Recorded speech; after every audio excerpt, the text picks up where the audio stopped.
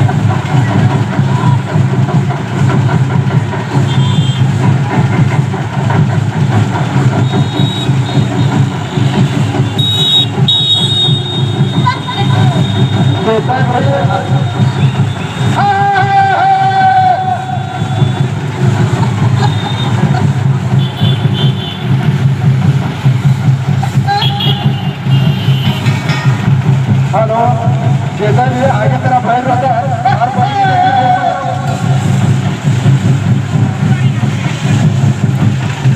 जय शर्मा, जय आदिवासी।